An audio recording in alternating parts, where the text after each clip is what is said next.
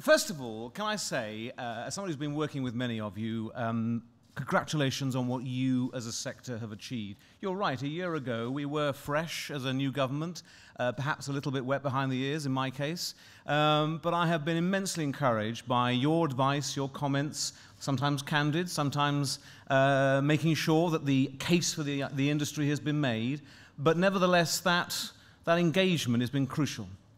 And you have achieved a lot in this last year. I mean, don't forget that it's the automotive sector that is now this country's #1 manufactured export. 27 billion in value in vehicles and parts. And the last year, 1.39 million vehicles actually, and of which 70% have been exported. That's a real good news story and one that you can take great pride in.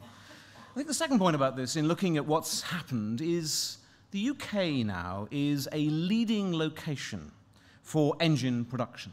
2.4 million units produced here. Companies like Ford, Toyota, BMW, Honda, Perkins, JCB, slightly bigger, I think it's fair to say, than the average, certainly the average ministerial car. But again, when you look at not only the production numbers, you look at the export numbers, 72% sold overseas. So this is a good news story. And you are also a crucial employer. It's this sector that employs 300,000 skilled manufacturing jobs. That's 12% of the UK total. So I think this is good news that we should recognize and perhaps be a little less British, a little less coy about it and spell it out. It's been a really great achievement. Now, 1 year ago, as Justin's rightly pointed out, when I started this job, it seemed to me that if we were to genuinely seek to reverse the decline of manufacturing in the UK, we had to start by building a powerful partnership with this sector, with automotive. And that's why I've really been really delighted that over that 12-month period, we've started to see the fruits of those labours on your part, but also on government's part. And all of us, the Prime Minister down, have been actively engaged in doing our part to make sure that around the world, the major boards, the major players in this sector look again at the UK, show their confidence, make their commitment to the UK financially and industrially. And so, you know, earlier this month we saw Nissan announce its plans to design, engineer, and build the new Qashqai here.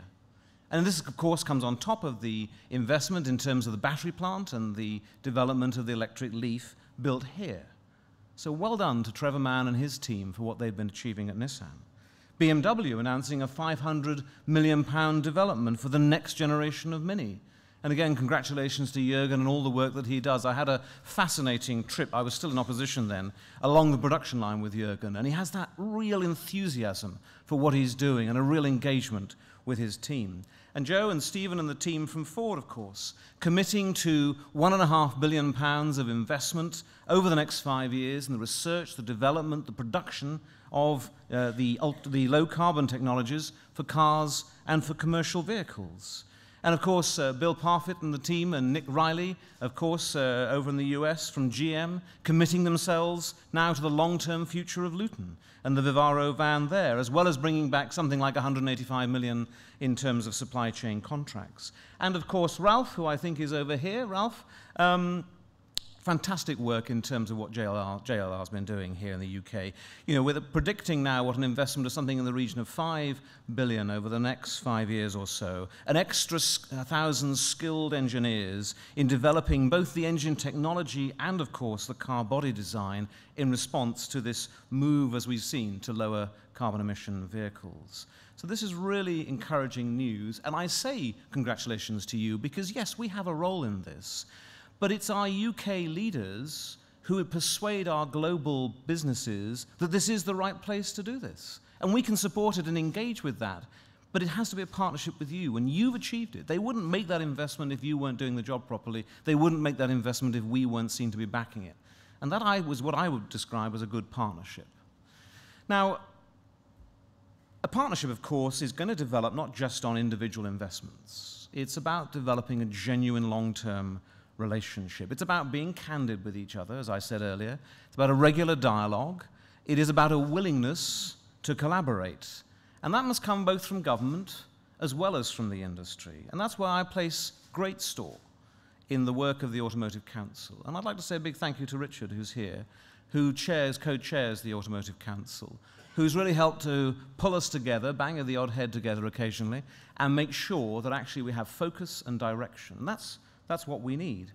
And as those of you who are involved know, the aim of the Council really is to identify the long-term challenges that face the industry that, let's face it, if they were left unresolved, could just actually hold the whole growth rate back. But also to identify and exploit those new opportunities. Now, in this last 12 months, what have we seen? In March, the Council published its analysis of UK supply chains, which examined in detail UK suppliers' capabilities and manufacturers' requirements to identify gaps and new opportunities. The plan identifies over 1 billion of products that companies want to source here in the UK. And so far, we've been able to pull back about 180 million of those opportunities to the UK. We want to do more. And Richard and I are going to be making small nuisances of ourselves around Frankfurt to make absolutely sure we start engaging thoroughly with our tier ones and indeed tier twos and threes to make sure that we're positively selling the main advantages of the UK. But the Council has also drawn up technology roadmaps for passenger and commercial vehicles, the first of its kind in Europe. You know, ministers don't get to say that very often in this field, and I'm proud to be able to do that, but it's been a joint effort. And what it does, of course, is it gives a detailed view of the technological challenges ahead, both for the industry, for its research partners, and of course for government as we move into this new lower carbon emission era. Now, what I've been impressed with, talking to many of you, visiting many of the industry sites, is how dynamic and innovative this sector is. You know, here in the UK, we do have a strong record of research and development investment in the sector. It's running at the moment about 1.5 billion a year, and the very fact that during the recession it rose by 9%, didn't fall, didn't hold static, it actually rose by 9%, I think is a sign of this country's commitment to sustained investment. Now, the technological know-how will be essential as we establish ourselves as a key player in this field of low-carbon vehicles. And we're already leading the way. If you look at, for example, Toyota's plant in Derby, manufacturing the first mass-produced fully hybrid car in Europe and the first hybrid engine to be made outside of Japan at their factory at Deeside. And tomorrow I shall be going to Deeside to see it for myself. But we need to do more on research and development, government and industry. And that's why we are offering support for major investments by companies through the Regional Growth Fund. In the first round, we were able to make conditional offers to GM, Nissan, Jaguar Land Rover, Bentley. And there are still opportunities for companies, OEMs and tier ones to apply for round 2. We're also investing 200 million in our new technology and innovation centres, which are including, in specific terms, the development of the new TIC for low-carbon technology. And we're funding an ultra-low carbon car demonstrator programme. It's worth about £25 million. It's involving about 18 different manufacturers, including Nissan, Toyota, Mitsubishi, to find out how these new vehicles perform and perhaps just as interestingly, how the consumers use them. I took a trip with Trevor Mann. I don't necessarily quote us the fact that we might have possibly left the grounds of the Nissan site, but that's just between us as we're good friends. We didn't knock anybody over at the time. And it was great actually to see how that electric Leaf and how that new technology is working, but also to talk to some of the consumers who took their keys and explained to us some of their thinking about what they were going to use. The truth is we don't quite know how people are going to use these vehicles in the sense of how they're going to charge them, what the patterns of usage will be, and so on. It is a degree of a sort of voyage of discovery. And that's where government can help. That's why the plug-in car grant, which we are leading on, this is a grant of up to 5,000 to help both individuals and businesses with the purchase costs of securing one of the new electric, one of the new plug-in hybrids, or indeed one of the new hydrogen-fueled cars. And of course, equally, one of the issues that those consumers raise with me is what's wonderfully called range anxiety. Now, for the ladies here, that may sound like a male problem, but let's not go further. Plugged-in places is actually important, because what it's about is trying to develop sufficient infrastructure on a pilot basis in different parts of the country to make sure that actually we overcome some of those issues. It's at early stages yet, and we are monitoring very closely how that's working, how those local charging networks develop, before we can really look to roll out a national program. But it's important, and it's another example where we can play a role to enable these new technologies to emerge without government making the mistake of picking the individual technology that we think will succeed, when the reality is that no one in the industry yet can confidently say which of those technologies will be the winner. I think it'll be a very mixed picture. And therefore, what we've got to do is to make sure that all of the technologies, electric, hybrid, hydrogen-fueled as we move forward, have an opportunity to flourish here, so that actually people see this as an area that the UK is open to. Now, alongside this investment in technology, I think there's also a pressing need to make sure that we attract the next generation of engineering talent to come into the industry to enjoy a career. And that's why tomorrow I'll be joining a number of other ministerial colleagues in visiting factories across the UK for the launch of our See Inside manufacturing program.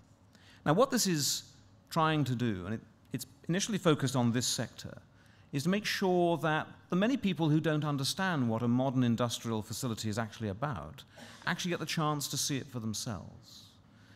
We're starting, obviously, with auto. I say obviously, I think it's to the slight chagrin of some other manufacturing sectors, but you put your hands up, you said let's get involved.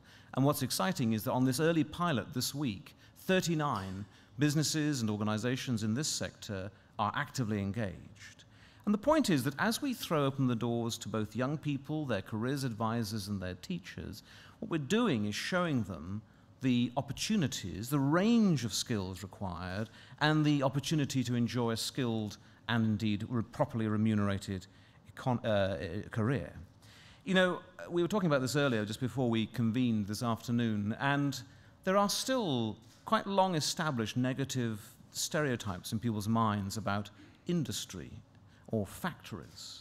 This is what we have to dispel. We have to inspire young people to make sure that when they're thinking about their career options, they're really looking at the opportunity in this sector. Now, I'm always struck by the fact that overall, something like 43% of young people take a science, technology, engineering, or maths degree as their first degree, but only 5% go on into industry. So there's clearly an issue of perception, and that's what we need to tackle. And I'd like to take this opportunity to say a big thank you to all of you for getting involved in this. You're busy people. There's money that needs to be made. It's a tough market. But I think the fact that you have been willing to engage in this process, to participate in it, to lead the way, is encouraging. And I was at the Paris Air Show a week or so ago, and I tell you now, aerospace are getting a bit jealous. So that's no bad thing. I shall encourage them to come into this field as well. But like so many other things in this country at the moment, automotive is leading the way. So See Inside manufacturing, in my book, is exactly the kind of collaboration that I hope will be a hallmark of our relationship between government and you as an industry. You are already out at the front. You're world class in so many areas. And we are committed to helping work with you to be better, because we always have to make sure we strive to improve. And what that's about is charting a proper course, a clear framework for 20 years, so that you can plan with confidence, that you can invest with confidence for the longer term. And I believe that if we, each of us, play our part, government and industry, then not only can we help you grow your business, help grow the economy as a whole, but also we can ensure that design, engineering, and manufacture can be put back in its rightful place at the heart of the UK economy. So thank you very much, Paul, for letting me come and speak to you. I'm well aware that I'm in the slot between you and the early train home, but I'd be very happy to take your questions, comments, and suggestions. Thank you very much.